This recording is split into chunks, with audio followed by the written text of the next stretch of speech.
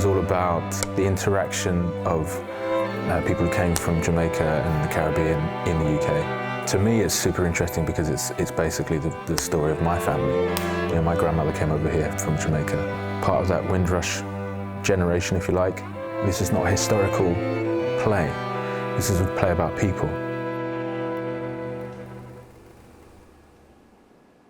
You kind of start from the time period, the era it's set, so it's set in the 40s.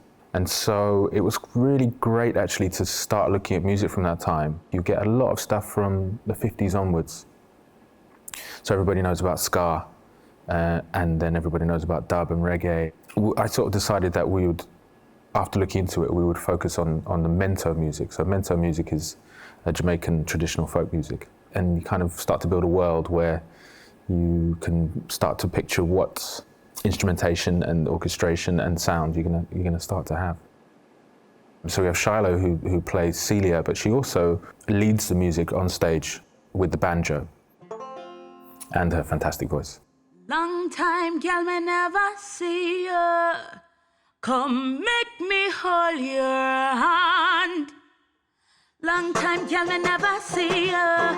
Come make me hold your hand. Long time, girl, me never see you. Come make me hold your hand.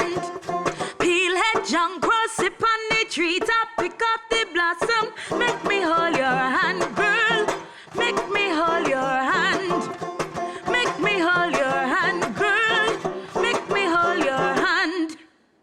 During the music rehearsals, I just had my music associate hat on. And in that time, we just learnt loads of different songs and tried to get the feel of them. And how can we get that feel while still listening to the text? The everyday working person who would have sung those songs. Wheel and turn me, away you down. Wheel and turn me, you want me to fall down. Ben has composed some really beautiful tracks.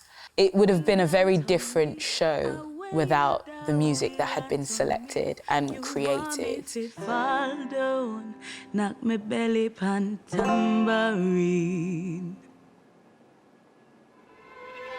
The story is very cinematic, you know, the book itself is epic, you know, it spans across years and years, across continents, across oceans. It's a big undertaking to kind of encompass the whole story musically, because you like to try and match that scale musically. And so the cinematic element was something that we wanted to bring in, and you know, strings and orchestras are part of that whole cinematic sound. And the second half of the play would be quite starkly realistic. And so that was quite fun to try and start thinking about how we can use the strings to kind of bring a more gritty reality to the score.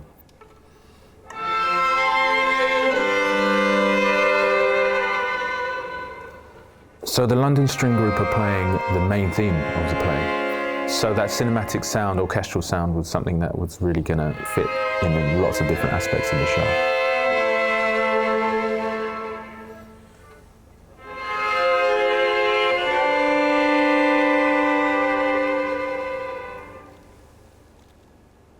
One of the things that music helps to do is to kind of give it that emotional weight through the story, as well as at places kind of injecting a lot of life and a lot of colour. And so the third element would be jazz Jamaica. Jazz Jamaica.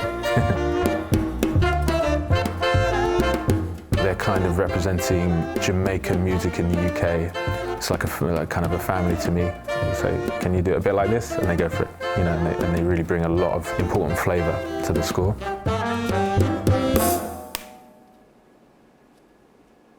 Could you introduce yourself? Yeah.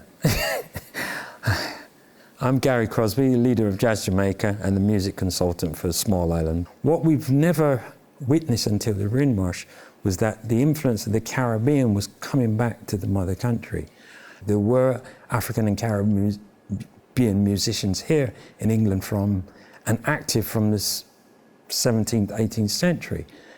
But that particular style that we call calypso, which was really developed in the early 20th century, came here with I believe, with Windrush. It just made people happy.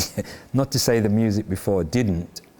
I think on a political level, obviously, it has an even deeper meaning, because people from different cultures, as in the play says, would be mixing in the dance halls, in the clubs. So when I saw the play, I felt like, I'd heard this before.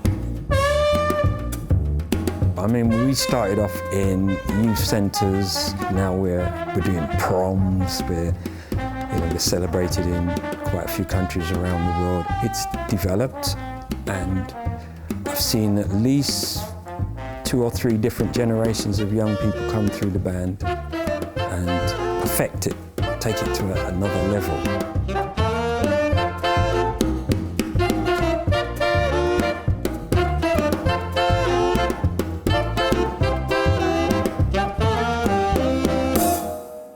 I got my first saxophone at school when I was 11, and the first concert that I went to actually was Jazz Jamaica.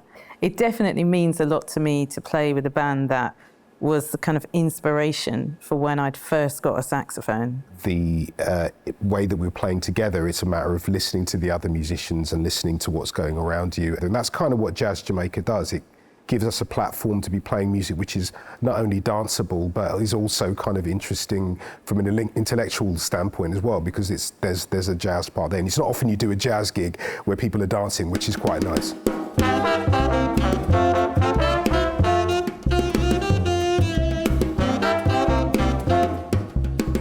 We're here to continue a tradition and pass it on to others. When you say satisfied, I'm happy, but the job is not finished. Figuring out the process of how to write a score for a play, in some ways you just have to put to the back of your mind that you're doing it for the first time. You just do it and see what happens.